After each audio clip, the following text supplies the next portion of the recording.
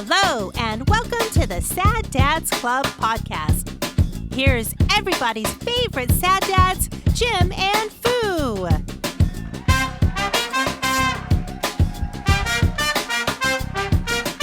How you doing? We've been tap dancing around those jokes for like the last couple weeks because now Piper seems to be really anti-receptive to mom and dad sexification shit. Oh, absolutely. When you're 16. Yeah, it is.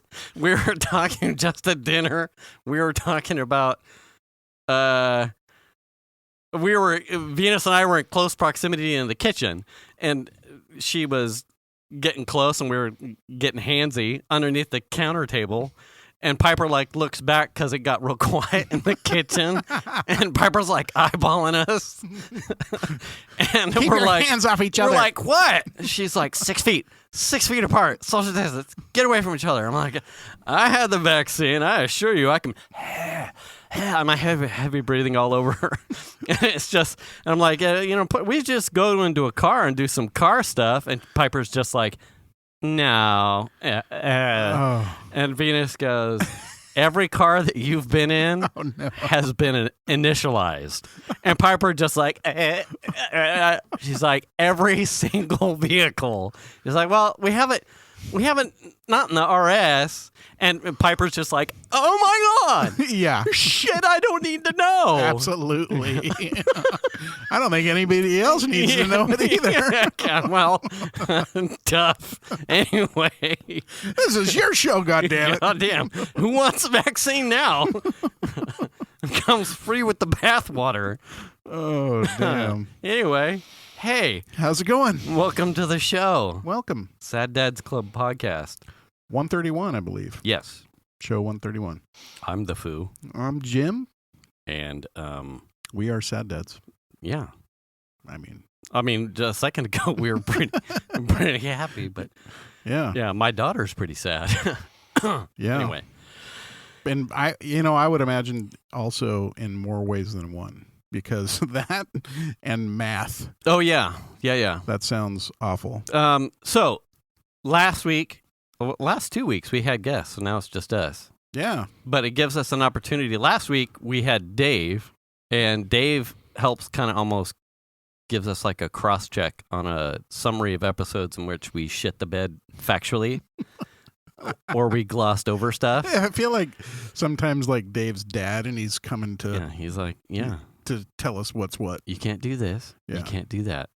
Those don't exist. Yeah. And you just made that one totally up. I don't even know. But we had talked with Dave about watches. And so he had asked us like watches and whatnot, this, that, and the other thing. And it had totally escaped me because we had ended up, even after the show, we deep dove on the Pepsi Rolex that I had. Yeah. Which may be fake. I don't know. But who knows? He seemed like he did, but he pointed out like a feature of the Rolex that shouldn't happen. But he didn't harp on it, and I didn't know if he just didn't want to hurt my feelings. I think that... But it was supposed to probably keep spinning once you pull the doodad, the crown all the way out, and it didn't. But I don't know if that's just something because it was so... Anyway, who knows? I don't really care one way or another. But it had totally escaped me when we were talking about it. It's like one of my almost... The things that I do enjoy or giving out are pocket watches. Uh-huh. And I had totally forgotten that in our Ingress heyday, for one Christmas, I got everybody I think it was all the Sad Dads. Yeah. You, me, Toast, and Ted. Yeah. I think Ted. A pocket watch. Yeah, I have it. And I want to say for someone's bachelor... I was a best man for somebody's wedding, and it's probably a shame that I can't remember whose it was.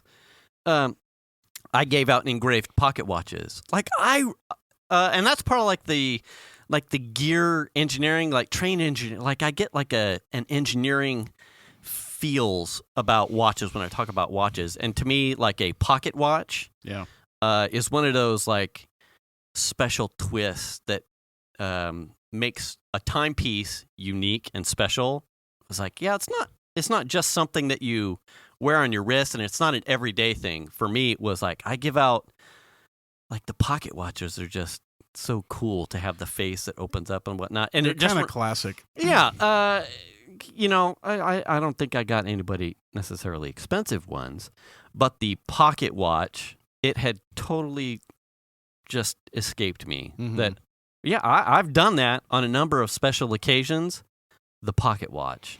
I mean, the one you gave me says Rolex. Yeah. Yeah. Do you? No. You don't no, remember that? No. Oh. Was it actually engraved? I Mm, don't remember if I had something. I have to look. I can't remember if I gave that task to Venus to have something engraved on it. I don't remember. I don't remember either. I'd have to look. That's fine. Drawing a blank. Because that spawned Ted getting us all the brother coins, Oh yeah, yeah, I think. Yeah. Anyway. yeah. Yeah. So watch it. What else? We talked about the pets. Yeah. Okay. Oh well, going back to work. I mean, kind of Right. circling back to last show, talking about how companies are starting to reevaluate like the work from home, Right. and whether or not they're gonna have people come back in, or what the situation is going to be. And it kind of depends too on the Right. company and the position. And I had seen, so there are a number of instances where throughout the pandemic, certainly the early part where people were at home alone, where pets, pet adoption, pet rescue, all those things went up for a number of people. It was like, oh, well, I'm here and I can take care of, and I'm lonely, or I need a sympathy, something to It's a beat. outlet. Oh. God damn it. Fuck, dude. No way. So I'd seen somewhere coming out of the tail end of the year, I'd seen another article of people who had adopted pets or taken in puppies or kittens. What?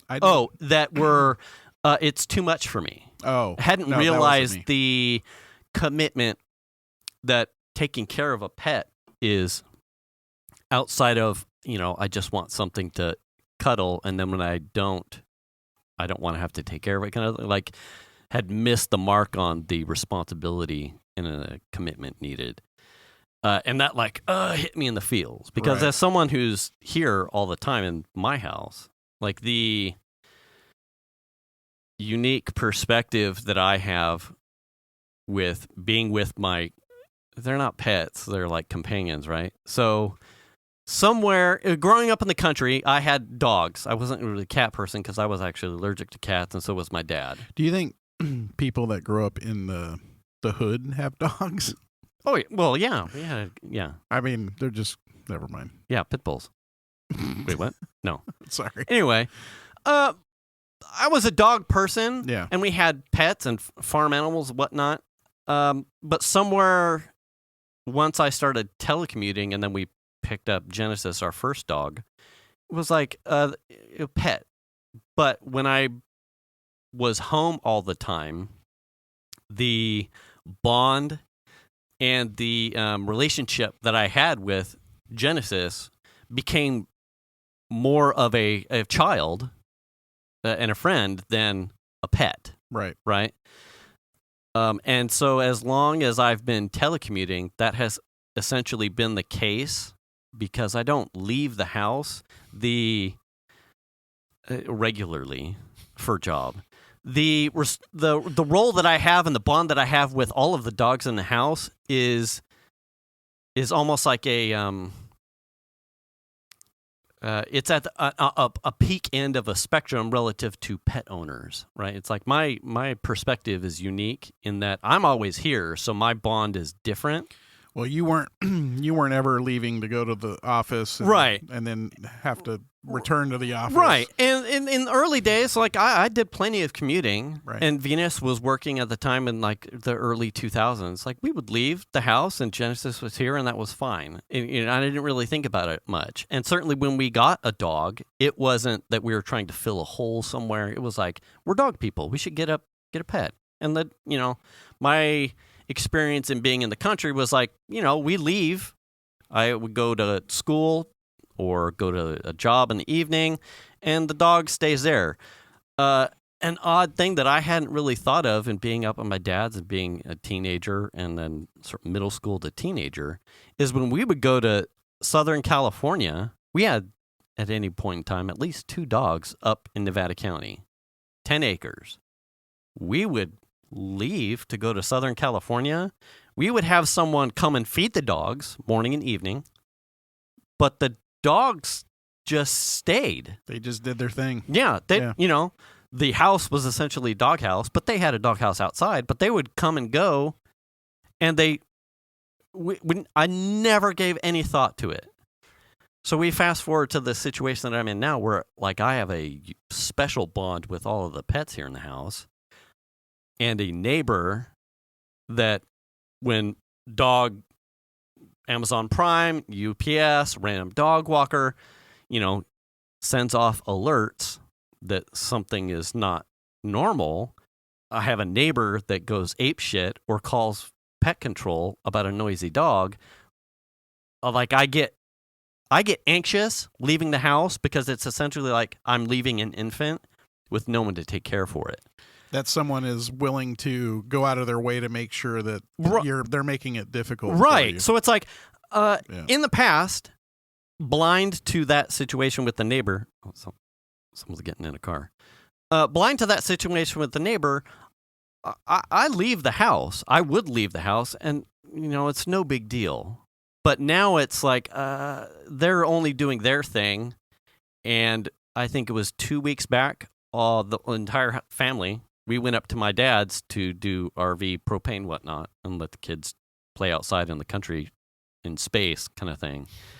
And as we're driving up, like, I am getting nervous because we left Jax and Shiny, and it had been, at least a year, maybe a fraction of time, an hour or so, where we would all be out of pocket, maybe at Lowe's or something, so 20 minutes away. But this was going to be hours where no humans were actually accompanying the pets in the house, right, who were used to that, certainly for years at a time. And then when you compound the asshat neighbor who on a whim may decide if there's a lot of deliveries while we're up at Dad's and Jax goes bonkers, or there's a fucking turkey vulture in the sky and he thinks he's going to get it, I started getting nervous. Yeah. Like, we need to wrap this up so I can get home to make sure that something. Venus ended up beating me home and, like, checking the ring cams and, like, yeah, Jax was barking at us. It's like, fuck. So I get anxious now because it's I'm worried about their safety and how others will perceive how their relationship with me. It's like almost I'm a problem now because of how often I'm home. So now we were talking last week, and you were asking Dave, and we were talking about how new telecommuters who have gone through 2020, who may have picked up a pet, or I'm not going to, replace is the wrong word. You lost Nacho. Right. He is space and time, and then you've picked up another companion, right? But you've built a relationship with new guy, right? Wherever there's like you said, we just nibbled right on the thing, and we jumped into something else. But he is only used to at least someone minus 20 minutes to an hour, maybe 2 or so, relatively speaking. He's always got a friend, always has a friend. And you guys as a family may now be going back to work. Shan leaves the house. You may be going back into commuting, potentially. Melly may have a job or may move somewhere else. Chandler, same thing. Chandler's got a job out of the house. What is the companion who's always used to something like net new? Well, it's interesting because he already has a little bit of like separation anxiety, because you can see it when anyone he is aware when someone goes and puts on shoes. Oh, yeah. Right. And is near the garage door, for instance. Right. He knows. Yeah. And he immediately wants to go with you or participate. Participate. Or Guard. he thinks it's going for a walk. Yeah. Or whatever it is. So he has a little bit of that. And then so I see it when I'm working. Mm-hmm. So now our situation now is like Shanna will get up and go to work. I get up and walk to my space. Yeah. Living room cube. Chandler is already gone before Shanna's gone. Mm-hmm. And Melanie will get up maybe 9 o'clock or something. Okay. When Melanie, like Shannon and Melanie are his people more than anybody else. So when either one of those two are home and they want to leave, he has that like, don't leave me. You know what I mean? Oh, yeah. And in fact, to the point to where like Shan was in and out of the garage yesterday, like moving stuff. Mm-hmm. And he was like, take me with you. Right now? How about now? Yeah. Now? And then she would go out in the garage and then he would go up on we have like a bench in the front of the house where the kitchen table is. Mm-hmm. He would go up there and look out the window and like see her. And then he would get all whiny and that kind of thing. How about now? Was it yesterday? Yesterday, Shiny had a vet appointment. Uh-huh. And Venus is coming down the hallway, and she is looking hasn't grabbed anything of the baskets with the collars. Uh-huh. And both the dogs were like, oh, yes? Is it time? Where are we going? Where are we going? Yeah. She's like, the baskets where everything is being held up is like right in the hallway, so I can see it from the office. So I'm working, and we're laughing because it's like they can, and we've loosely talked about that kind of thing, like a 6th, 7th sense with dogs and people. It's like, no, she didn't say ride, she didn't say vet, she didn't say anything, and she hadn't touched anything. An object, but she got within the region, which happens. The laundry is right in there, right? But she got within a space-time, and the dogs were just like, are we going? Where are we going? Shiny was like, the dogs are going to have a goddamn seizure. Yeah. It's so bizarre. Well, like tonight, we go to pick up dinner, and, I'll be like, hey, do you want to go with me? And Melanie was at work. Chandler's gone. So it's just the two of us. Right. And then it's like, hey, do you want to? Yeah, okay. Well, Max immediately knows, some shit's going down. People are leaving. Right. And he's going to the door too, like, yeah, I want to go. And then it's like, okay, well, you can ride in the car too. You know what? So there's a lot of that. Yeah. So I think he's done fairly well as far as I know. When we leave him home by himself, it's not often. But it's like we're kind of working under the assumption that it's sort of inevitable. So we're trying to do that a little bit more and more here and there, like leaving him home by himself, so he kind of gets used to it. Right. But he's been pretty good. Like he'll like go to a spot and just curl up and like wait. I mean, he's pretty good about it. So would you say, in your experience, that it's a relatively net new thing based off of your relationship prior with like Nacho? Oh, like, yeah. This was not something that was a thing with Nacho. No, he didn't really. He knew you were leaving, but he wasn't like Max was, or Max is. Yeah. And he didn't really go in the car that much with us. And he was difficult to walk because he was aggressive towards other dogs. Yeah. Because Chihuahua. Wow. Yeah. So, exactly. Max is such an easygoing dog, and he doesn't bark. We've only ever heard him bark 2 times, and it was like very brief. Does he want some of Jack's bark? Nope. No. His cup fucking overfloweth. No, he doesn't. We hear him whine. He'll whine, especially when he sees other dogs he wants to play with. He'll whine a little bit. Yeah. And then he'll whine sometimes if the person that he wants to be around is gone or has just left, or if he sees them outside and he can't get to them. Yeah. But beyond that, he's super easygoing, but I don't know how he's going to take being at home alone for hours versus, maybe 2 hours. Yeah. But I don't think even then it won't be that bad because the day's chopped up. Like if I have to go back to work, the amount of time gets chopped up by the fact that Shan will be home earlier, and that sort. And Melanie's going to be there in and out. So there's a little bit of that. Melanie has a job now. She's been working in addition to her Etsy shop stuff. So she's been like today. She was gone for several hours. Tomorrow she works. So it's all sort of like a mix. Yeah, you know what I mean? Yeah. It'll be interesting, but we know we're trying to work in more home alone time. Yeah, distant. Yeah, yeah, and then we're even thinking, okay, maybe we should get another like camera that we can, Wi-Fi in the house so we can keep an eye on them and that kind of thing. So it's an interesting. Yeah, and I had realized. I mean, it was. So if you've been following along, obviously. It's been relatively silent about. So Armageddon finally passed in late January. Right. We had been talking about that like show to show.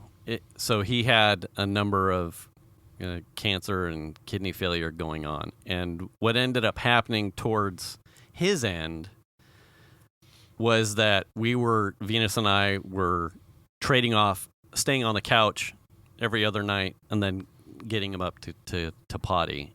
And it had reached a point to where it was like there was no more breaks. It was like perpetual. And I had told her and essentially told the vet it was that if this was something, I'm his person.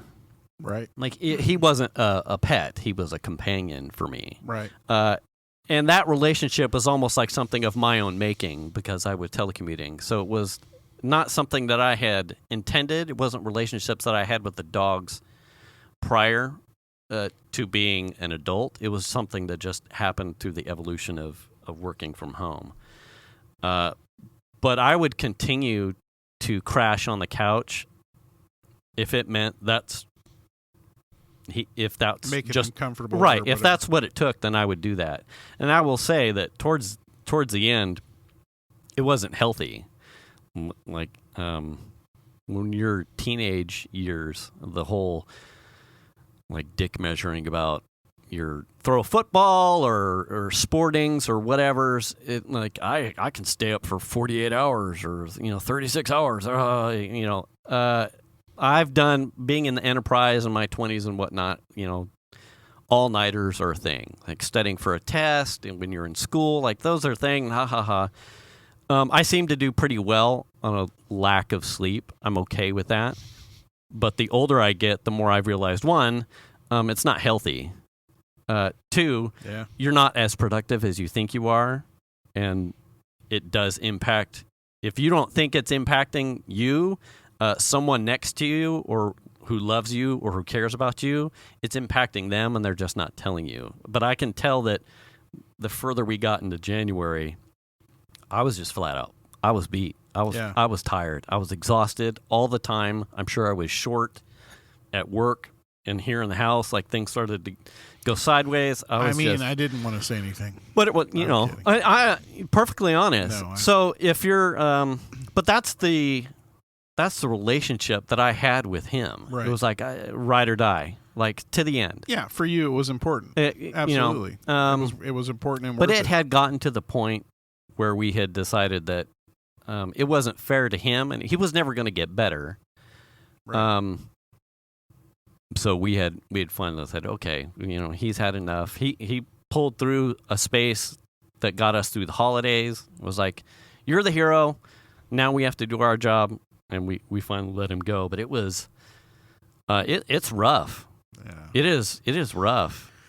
And I'm at the place where it's like, as the kids start to get older, I start to see these things where it's like, the way that I have built the relationships with the dogs in the house, it's like I feel guilt. I have separation anxiety from the dogs because they're my people. They're my people just as much as obviously not as much as my kids, but they're family. Right. I genuinely feel pain if they were to be left alone and I have to go do something. It's like I feel guilty because it's like someone's going to tattle on them. Fuck that neighbor.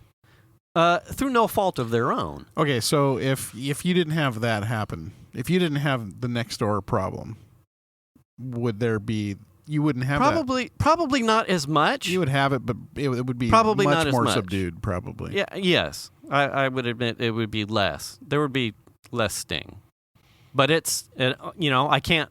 I mean, that's hypothetical, right? Yeah. So it's like the things that I would plan to do if I had more time and we weren't in a pandemic, I start to realize all stem around whether or not someone would be left in the house to make sure that they were okay. Because my adjustment of being not here, I feel like is just as much of a burden to them for like, wait, my person is gone. Like, I don't understand this situation either. I have literally created a social dynamic with dogs who can't tell me Right. or voice like, and so me leaving. You were not here. What is the deal? Right. What's the situation? Yeah. Like the pink bags aren't here. What do we do? Bark. Yeah. So awkward. Yeah. It's like, okay. Well, the dogs, I mean, your dogs, I think you're in a situation where they're definitely more used to that situation. Right. That's Right. probably not normal by any stretch. Oh, no. And I realize that too. Like, I am hyper. You're on the other end of that. Yeah. It's like, and I'm also in a position where, unlike you, I can't create a weaning situation. It's like, you have to be here. I have to be here. Yeah. Like, I can't. You have to work. Like, okay, for 2 hours a day, I'm gonna go sit out in the fucking front lawn or something. Like, I don't know where to go. Yeah. So it's weird that. I mean, I suppose you could just bring a laptop out here and work in the garage with the door shut for a while. Yeah. Yeah. And listen to if we're under the door, like he does to people in the bathroom. Oh yeah, yeah. Hey. Now I will say this: what are you doing Armageddon passing is crap. Yeah, obviously, I get that. But the two there's a whole different dynamic now. They are way more relaxed, I want to say. A little bit, yeah. Because when I would go in the house to maybe use the bathroom or whatever before, there was chaos, and it for a guy who doesn't have big dogs, right? Mm-hmm. It could be overwhelming. Or if I came over with Chandler to help him watch the dogs or feed the dogs or whatever while you were gone, it was chaotic to a certain extent for someone who doesn't know the dogs very well. You know what I mean? Yeah. When I go in to use the restroom now, it's very way more mellow. It's a night and day, almost night and day difference. A very interesting dynamic shift and change. I don't know if you'd notice that. It's harder for me to see that because again, they're used to you. You're used to me, and that's the whole. I guess the whole conversation thing is regardless of whether or not you're a dog person, cat person, or whatnot. I would certainly. I wouldn't want anyone's to take away that it's not worth it. No. It absolutely is. I saw a really interesting comic probably months ago. It was before Armageddon had passed, and it was a person that was like giving. It was almost like a stick figure person going through their day, consoling friends or family, like talking about like I have had a bad day or something didn't go right, and the person would hug or handshake the person that was having pain or difficult time, and it was represented by like shades. So the person that they were hugging, the person was all transparent would hug someone that was having pain that was shaded, and they would absorb the pain through the hug. And it would do I think it was 4 cells of this doing this thing. So by the end of the cell, the person who was going throughout their day had filled up themselves with pain or shade, Right. Represented the shade. And they get home and they open a door and there's a pet. And the person then hugs their pet and is doing things with the pet, and the pain transfers to the pet, but then is quickly in the next pain, it's dissipated because they're playing together and the pet Right. doesn't know. As someone who spends as much time with their companions as I do, and as difficult as 2020 was, and as we're still going through it, a pet, a 4-legged companion, has been a godsend. Yeah. There is something special about being able to unload your pain or get comfort, and to a degree, in something we've talked with Dave about, the sixth sense, seventh sense kind of thing with the dogs. I think, in fact, Kim had pointed it out. So they were shacking up here after they had lost their home, and she had lost, I think, 2 cats in the fire. Obviously, anytime talking about the fire would make her upset. You could tell that, and she had pointed out that Jack's, they knew that they were in pain, and all they wanted to do was you could pet me and hug me and, just share. Non-aggressive, Right. his excitability version of himself. Yeah. He just would kind of butt up against her and kind of I'm here. Hey, pal. Hey, Yeah. how's it going? Right. So if you're a person that's struggling in some way, stress or whatnot, I guarantee you that a pet is a place that you can share your pain with and feel good, and it will only make you better. It will only make you better. Yeah, to that end, I mean, Max has been great for the family. He makes us laugh all the time because he's just a goofy dog. And, I mean, he definitely has issues being what we call the Lodi dog. Yeah. But that's part of the charm and the fun. And in fact, one of the quotes I use about him all the time, because he's a goddamn family member and we give each other shit, is you can take the dog out of Lodi, but you can't take the Lodi out of the dog. I mean, that's him in a nutshell. I mean, he has so many learned behaviors from being in the situation he was in that I don't think we're ever going to get rid of some of that stuff. Yeah. You know what I mean? Yeah. Some of the things, I mean, It's part of his personality. Yeah, and it's only been 8 months or so, and he's made huge strides already, and that's fun to watch. It's fun to have him around. I mean, just having him around. I was kind of dead set against I don't want another dog. I don't think I can do that again. Shanna really wanted a dog, and I was no. And then she found that dude on the internet, and I was okay, well, 1,000 people are looking for a dog. So, I mean, if you want to apply, go for it. She ended up getting the dog. And now I can't imagine him not being a part of the family. Right. You know what I mean? Yeah. Oh, yeah.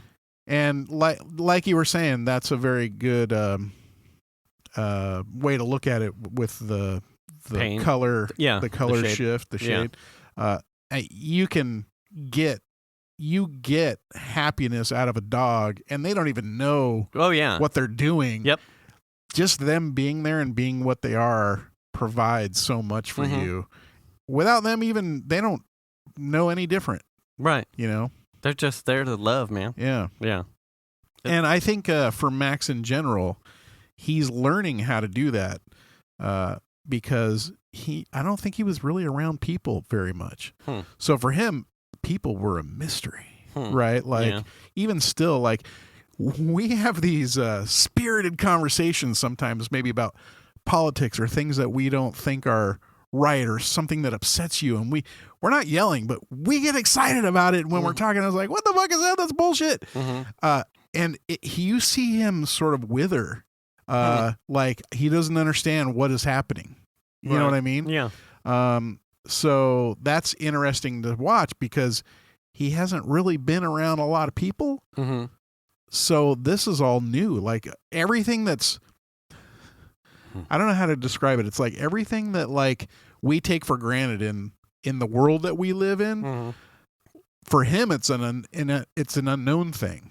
You know what I mean? Yeah. Like the fear for him of the unknown in general is scary enough to make him shake. Right. You know what I mean? Oh yeah, yeah. But that's hilarious to us to a certain extent. You know, it's like, oh, it's sad because he's scared, but it's funny because he doesn't even know what he's scared of. Yeah. You know what I mean? So it's like that, just those little dumb things that we think are funny or cute or whatever they are, really lift your mood and take away crap that's happening to you very easily. Melts that stuff away really. It's like really easy. A super awesome way to just kind of just mellow out.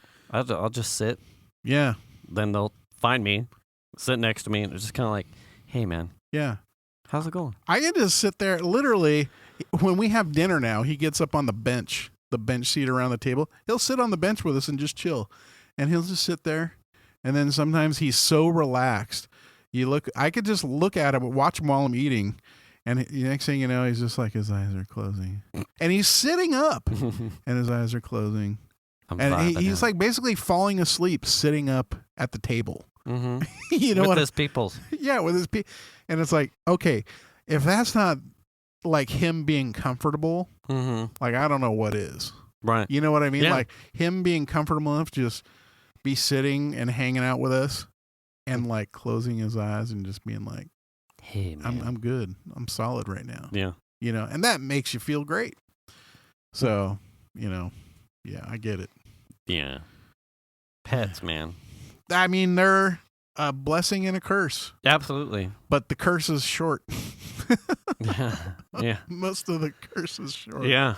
You know, and I'm looking at it now like I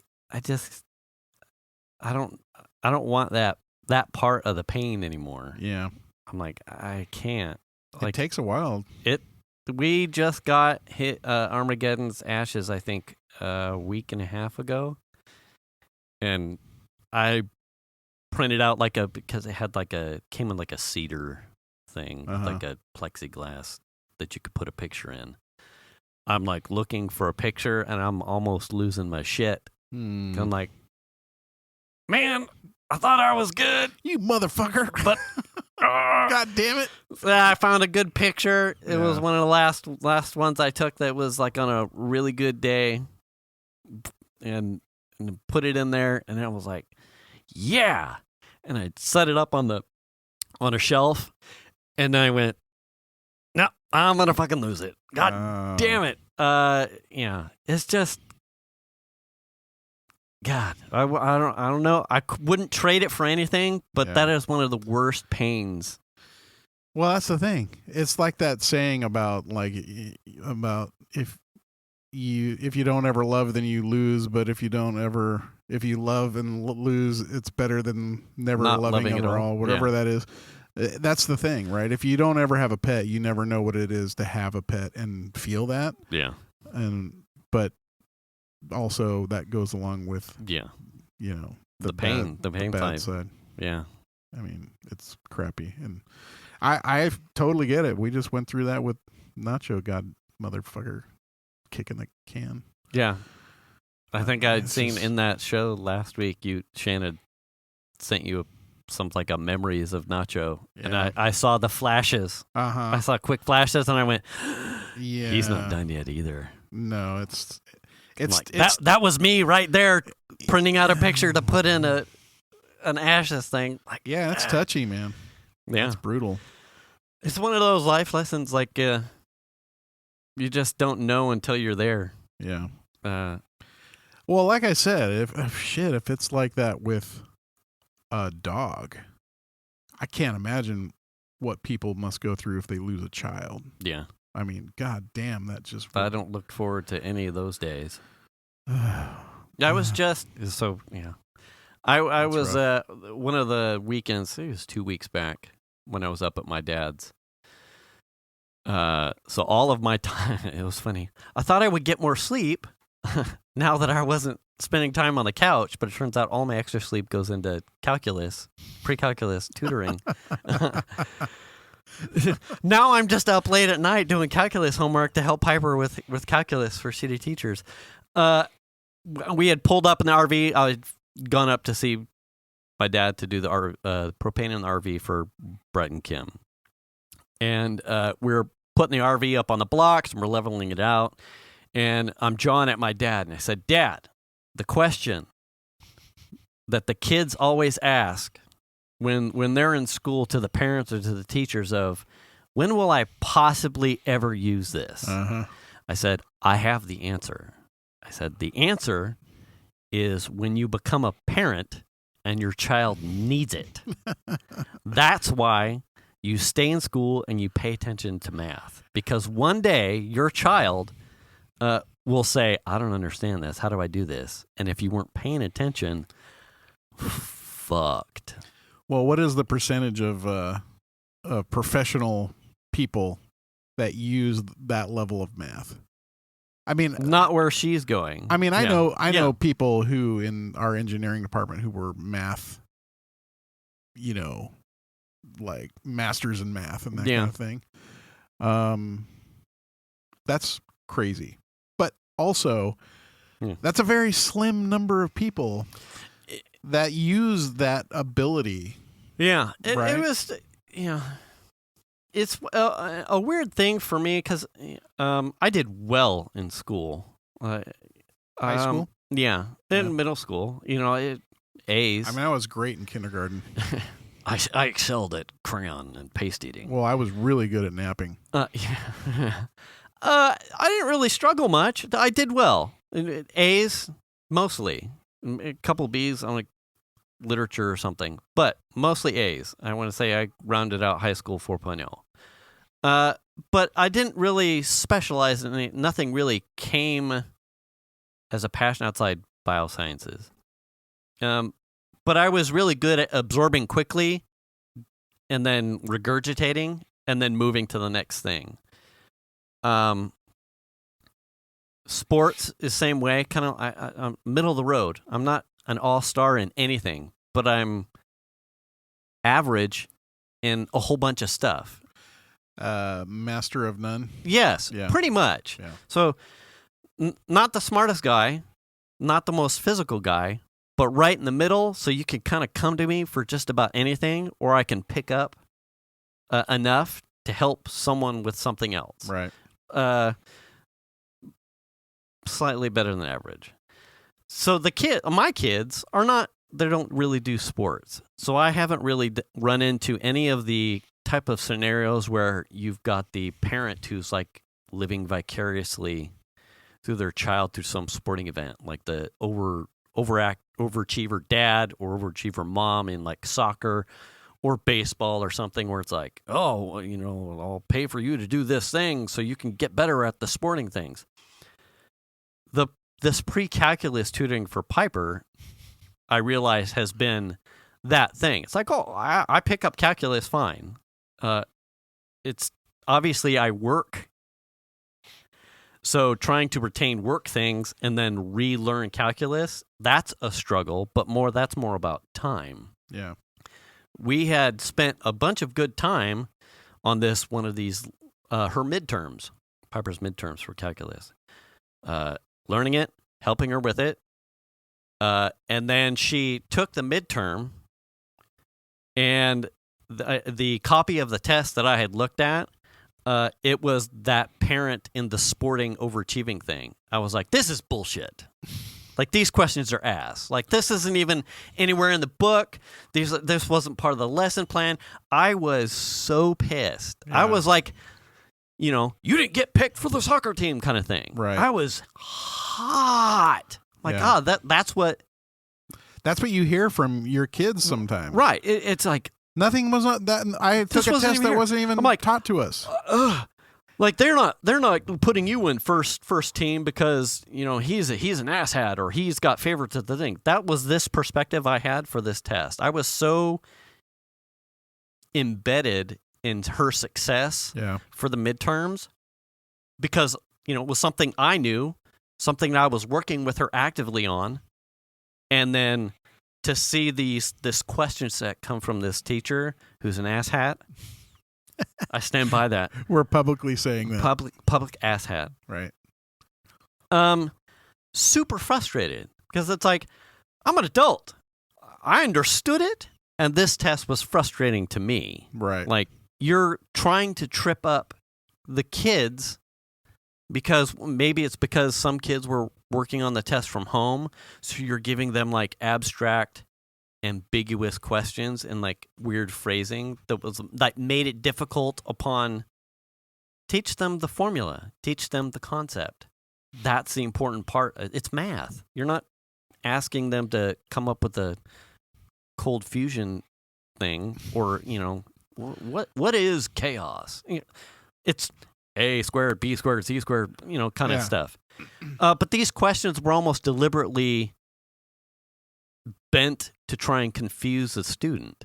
Like, man, I was so pissed. And then she came home, she like, oh yeah, they I think she got a high B on it. Like, well, fuck, yeah, of course you did. And it turns out some of the questions he had to write off and grade on a curve because even the smart kids, the way that he'd phrased some of the questions, he wrote off, I think, an entire one. Because nobody got it. Nobody got it. Yeah. I'm like, see, she ended up getting an A through the rounding because the guy had to write off a whole fucking question. Like, why would you do that? What are you trying to, like, if you're not in it to help the students teach concepts, I think what are you if doing? You're going to do that, that's the stuff you would practice prior to the test. You'd be like, okay, here's all the concepts that you've learned. Right. I'm going to throw in some trick stuff. Right. Right. And then let them kind of work on it. Yeah. And that was the thing I was telling my dad because I'm sure it was entertaining for my dad because I was just young dad parent railing on a teacher, and who knows? I mean, I didn't have any problems with my teachers, but he just like was just wide eyed, like fuck, okay. I'm like, God damn it! Well, I'm like, but now I know, right? Now I know, and so I've approached that essentially that premise with Piper, like, so you kind of have to take a little bit of the person into account with how the rest of these tests are going to go. Like, you have to understand the concepts, absolutely, but you have to look at this somewhat from his perspective. He may try and throw you something that's intentionally ambiguous or worded in a way that's trying to trip you up. So if you can identify one of those types of questions, move on to something that's math. And we'll work around it. And I said, bottom line is, if you get something like that kind of question wrong, I'm not worried about it. But you give it your shot. Obvious understanding of the other basics. If you get the concepts down, I'm golden. That's all I care about. You put out your effort. You do your best to understand the concepts. We're good. We move on. Yeah, there was I remember a lot of that kind of chatter from the high school days, at least. Yeah. Well, we were given a test, and like none of the questions that were, all the questions that were on the test, weren't even. We didn't learn any of that stuff. Right. And I even hear that a little bit from from Melanie. Yeah. Because she's in her major classes now, and so some of the classes are a little more difficult, and some of the stuff that they're teaching is. Well, I'm not going to go over this stuff because this is all stuff that you should have learned already. And she's like, I've never learned anything about that. I didn't do that. Like, what? You expect me to know that, but I don't, where am I supposed to pick this up if it's never been taught to me? Right. Kind of thing. Right. And so then she'll get, frustrated with that kind of stuff. So we were just pointing this out tonight. So when we were in school, when we would work through I'd say math or any science specifically, I would recall us like working through the book, like almost page to page, look at lesson plan examples in the book. The teacher would pull something from a page in the book and work something relative to that. But generally, homework is chapter blah, blah, blah from page to page, and you're doing the questions, maybe an occasional handout, but really you're working from the book. The interesting thing with the way this class is working is they have a book with the concepts in it, but really they're only referencing the book because it has problems. Like do the practice test garbage at the end. And the lesson is in a printed handout that they just regurgitate notes from. So they don't use the book outside its offering of math problems. Whereas in me trying to pick this up, I've just been working page to page from the book. And I said, I think it was last night, I said, so look at this right here in the book. Like, have you read this? And she's like, no. And I went, well, it's a fundamental concept. Like, is it in your notes? No. Well, I mean, don't they? I mean, they're given a detachment. Well, I mean, they're given a book, so it's like that book at a minimum should be a reference point. It is, but they take out, at least for this class, it's only highlights in a worksheet that they're just regurgitating notes from. I mean, I understand, but as a student, though, you have this book, right? Right. So there's probably stuff in there. Right. That's important to...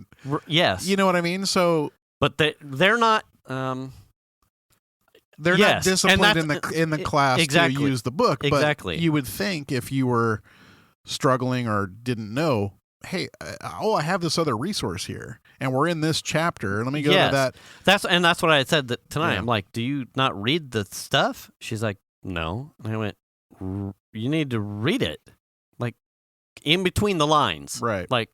There's gold in here. Yeah. And I'm telling you that because that's how I'm re-picking this up. I'm not looking at your notes, your worksheets, and I'm not watching the videos of him working with you. I'm not using the same stuff, right. But I'm using only the book. Right. Read the book. Yeah, what I remember from doing math back in the day was that the book always seemed to have some sort of relevant example.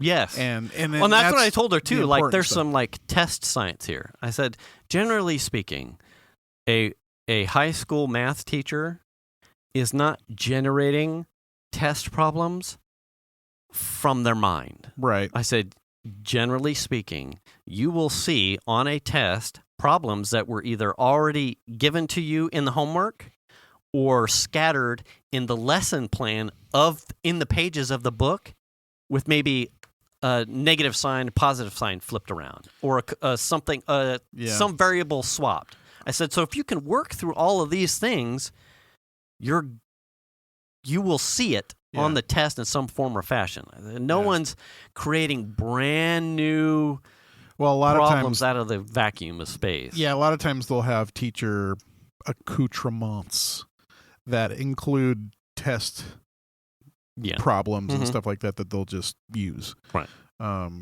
They may not necessarily be out of the book or whatever, but they're out of the teacher's right. He's got his go here. Yeah. Use these.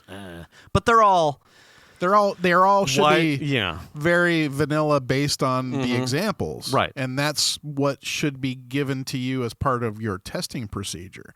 If you if you're not doing that, maybe you're trying to push critical thinking, which I could see that being okay. Sure. But at the same time, maybe talk about some of that prior. Yeah.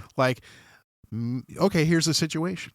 Right? Right. We're going to, you might run into this. Mm-hmm. And then if you've talked about something like that in your regular teaching after you've already covered everything. Right. Then feel free to throw some of that over onto the test. Right. Or make it a bonus, If you can get this right, you get an extra 10 points or something. Yeah, that's extra credits. Yeah. Make it up. Anyway. So I had that sucks. sport parent moment that was totally buried in academia. So when are you going to have a parent-teacher conference? Well, it depends on this next test. Look, motherfucker. Listen, fucker. Hey. It's one of those weird things too, where it's almost like it's like a poor adjustment relative to the pandemic. Yeah. It's like not everything needs to be fucking Khan Academied out. Well, If you're not gonna, let me give you a sports analogy of a similar situation. Kind of. Chandler played soccer, enjoyed the sport, was on a really good team, one of his last teams he was on. Really enjoyed that. That team went away because the coach and the kid kind of moved up into a different age bracket or whatever. Okay. So he went to a different team. That team had already sort of been together. Okay. So he got kind of put into this team, and the coach didn't know what to do with Chandler, even though Chandler had his own experience. Right. So it turned into a situation where we're talking about regular soccer. It's not competitive. It's like you pay to play, right? I mean, it's just league soccer. We ran into a situation where Chandler would hardly play at all. Oh. And as a parent, watching him sit on the bench for a game, which he has every right to play in as much as anyone else, and then watching him deflate. Oh, yeah. Because of that was really, really frustrating. Yeah. That was my parent moment. Well, and that was too, like when she got done with the test, that's the other part of it. She got done with the test and I could see she was frustrated. Yeah. And then me looking at it, it was like, I'm frustrated. Yeah. It was that moment where it was like, I prepared you for this. I prepared you for success. And I could see that she felt she had failed. And it was that moment where, like, it was probably probably the first time as a parent where I had felt I had failed. Yeah. Because, and it wasn't something that I could, like, passively be like, oh, well, I'm doing a poor job. I was hands-on, wrist deep in this.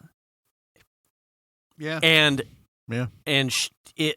she looked like she had failed, and it looked like I had been a part of that. Like there was nothing I could do. Yeah. I had given this everything I had, and she still felt like a failure. And it was like, this sucks. I'm sorry I didn't prep you properly. Or and I told her that. I'm like, I feel like I'm very frustrated. Well, like I feel like I set you up for failure because I thought we were on a really good path to success. I mean, you can only prepare her on the stuff that the teacher has given her to be prepared on.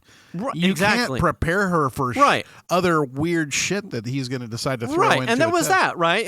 I mean, the best case scenario was that she would get math stuff. Now, there was nothing I could do about that, but that didn't take away from the sting of, like, I literally thought I had over-prepared her for best case scenario. Like, she understood the things. We would talk. She understood the things. And then to get donkey punched with what had happened, it was like, I bombed. I failed. I fucking failed. Yeah, but I mean, you touched on it before where it's just a situation where now you know what kind of teacher that is. Right. And then the end result is, even after she had taken the test, she had actually pulled off a high B. So her perception that she had failed she didn't have a right gauge to begin with. Right. And then after the bad test and the curving, pulling off, I think, a low A, it was like, well, we did it. Yeah. It was, good. And I was happy with the B. I'm happy with the B. I'm totally fucking happy with the B. Yeah. Because it was more about the experience than the preparation for me.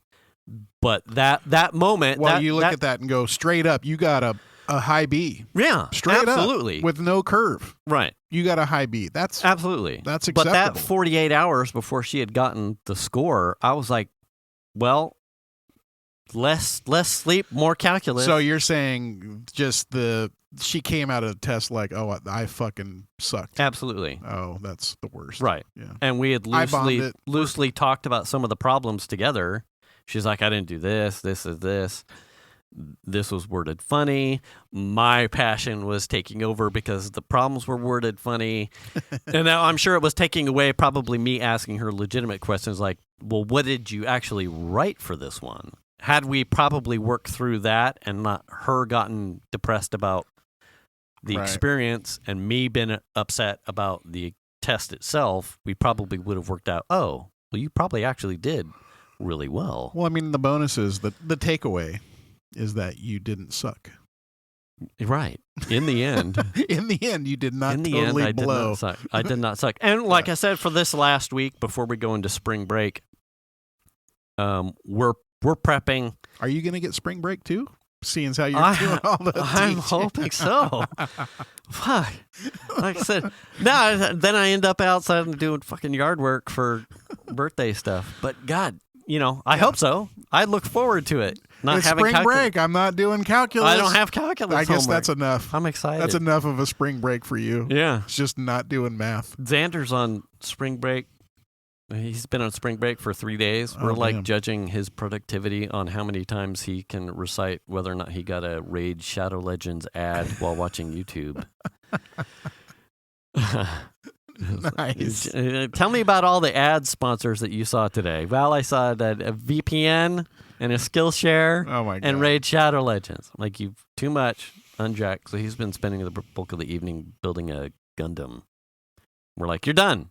That's funny. Electronics, too much. All day. Raid Shadow. No, I fucking all done. Fuck. Unjack him. Oh my gosh. Well, at least I mean, like I said, at least you got her through. Yeah. You got her through, so. And she did all right. And then next year I think she's taking statistics, of which I did not take, but Venus did, so I'm happy to tap out and let Venus take over the reins. I would have been happy with a B on any math test, to be honest with you.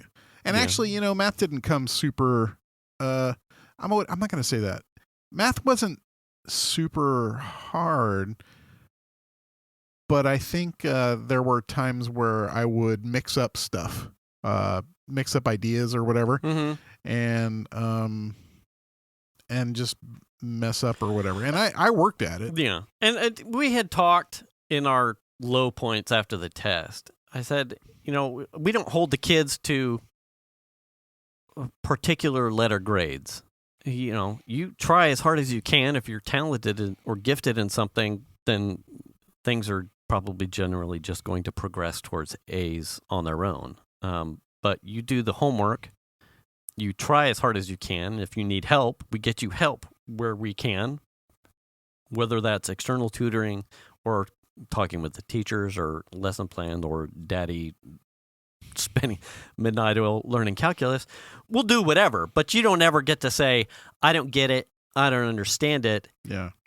Your mom and I aren't going to be like, well, okay, don't worry. You don't have to try. Right. Like the bottom line is here after this test, we try harder.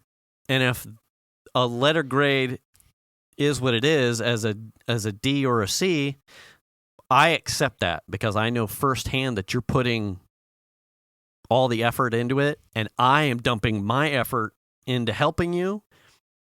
If it's a B, it's a B. If it's a C, it's a C. We have to work on getting D's up because the bottom line is the machine doesn't want to see that. Right. So then we move to the next tier of assistance. But the kids know they're not beholden to A's. Their career and where they want to go may want that. So they may have to put those efforts in, but so I need to see effort. Yeah. It's funny that you talk about that because we always joke about in college, right? C's get degrees. Yeah. Right? Yeah. And Melanie, I think she has to be to a minimum as a master's program, or it's either master's or she has to get her doctorate. Mm-hmm. and I was like, she How was awesome. complaining about some class. I'm like, hey, C's get degrees. So she's like, yeah, but you can't have a C and get into the master's program. Oh. And I was like, oh, damn. I didn't even consider that. Yeah. You know what I mean? It's one thing to have your bachelor's, Mm-hmm. but she has to have a master's or a doctorate. How awesome is that, though, that your That's daughter is crazy. shooting for that? Yeah, and I don't know if she knows necessarily at Way this to go, point. Dad. Put that one in the... Well, I don't know if she knows necessarily if which one she's going after. Yeah.